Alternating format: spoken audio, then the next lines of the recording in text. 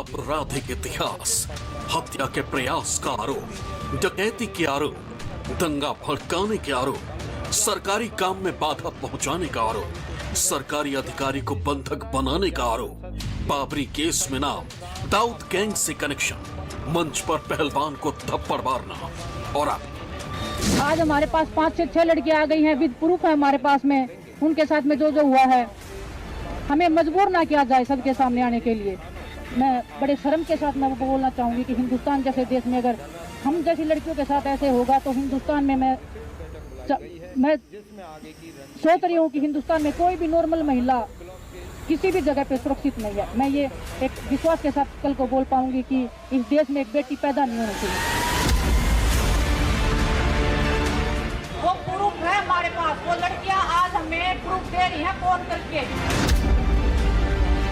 इन बयानों से कुश्ती की दुनिया में कोहराम मचा हुआ है। दिग्गज पहलवानों की फौज रेसलिंग फेडरेशन ऑफ इंडिया के अध्यक्ष के खिलाफ मोर्चा खोल दिया। यहीं बैठे रहेंगे जब तक हमारा न्याय नहीं हो जाता।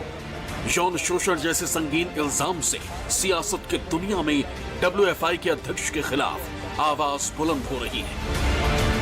ये बेहद ही गंभीर आरोप उस शख्स पर लगे जो खुद को सियासत का बाहुबली मानता है।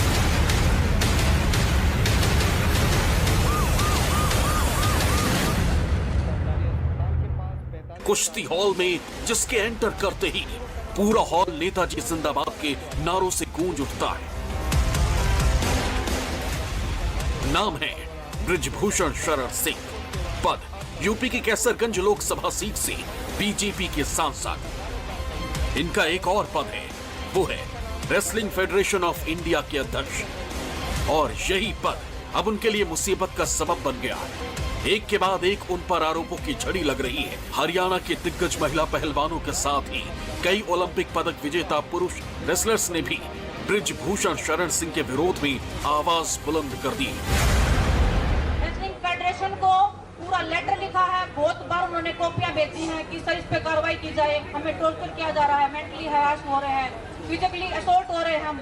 लेकिन रेसलिंग फेडरेशन से कभी जवाब भी नहीं आया है और वो बहुत बड़ा मुद्दा है। मैं बोलूंगी तो शायद अध्यक्ष जी भी समझ जाएंगे और शायद उस चीज को दबाने की कोशिश करेंगे।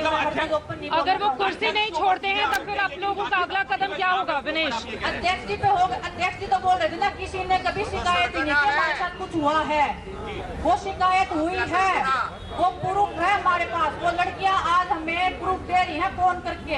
मैं किसी स्टेट का नाम नहीं ले सकती क्योंकि लड़कियों की लाइफ डेंजर में है और वो बहुत बड़ा मुद्दा है। वो जिस स्टेट से मैं हूँ डेफिनेटली वो उस स्टेट की नहीं है, वो उस स्टेट से आती है जहाँ पे रेसलिंग बिलोंग ही बहुत कम करती है। उनका ऑफिस यहाँ से 500 मीटर दूर है, वो यहाँ से गोंडा क्यों भागे, फिर यही क्यों नहीं देते?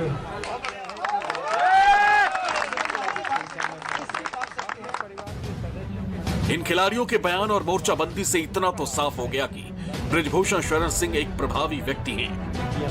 आखिर बृजभूषण शरण सिंह कौन है? आखिर वो इतने ताकतवर कैसे बन गए कि आज उनके खिलाफ दिग्गज पहलवानों की फौज खड़ी हो गई है? आपको बृजभूषण शरण सिंह से जुड़ी एक एक कहानी से रूबरू कराएंगे, लेकिन उससे पहले जरा उनसे जुड़ा ताजा विवाद समझ लीजिए।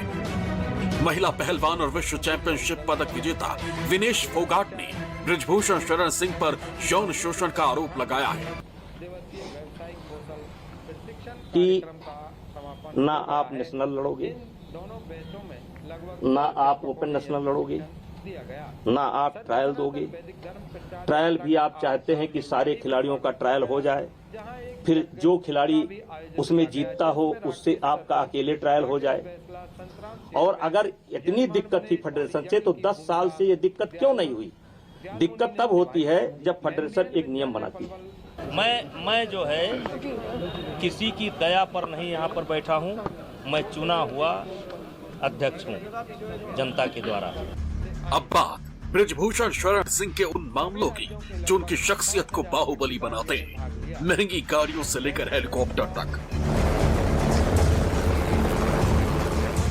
घोड़े की सवारी से लेकर हाथी तक,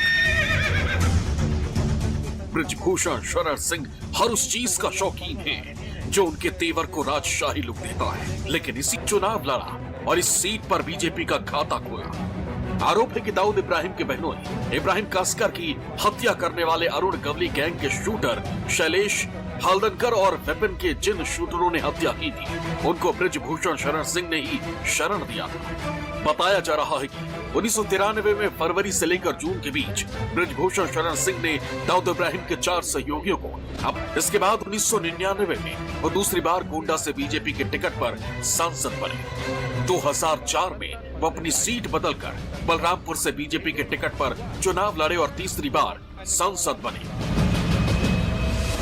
इसी दौरान ब्रिजभूषण पर यूएस न्यूक्लियर डील को लेकर 2008 में यूपीए के खिलाफ लाए गए अविश्वास प्रस्ताव पर बीजेपी के स्टैंड से इतर जाकर कांग्रेस के समर्थन का आरोप लगा था।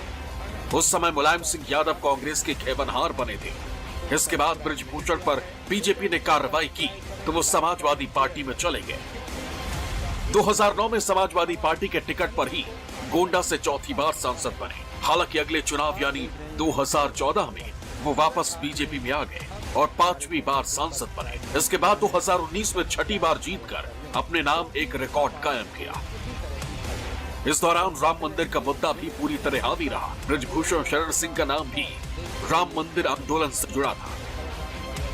यही वजह थी कि बाबरी विध्वंस का था, जिसमें सीबीआई के स्पेशल कोर्ट ने बरी कर दिया।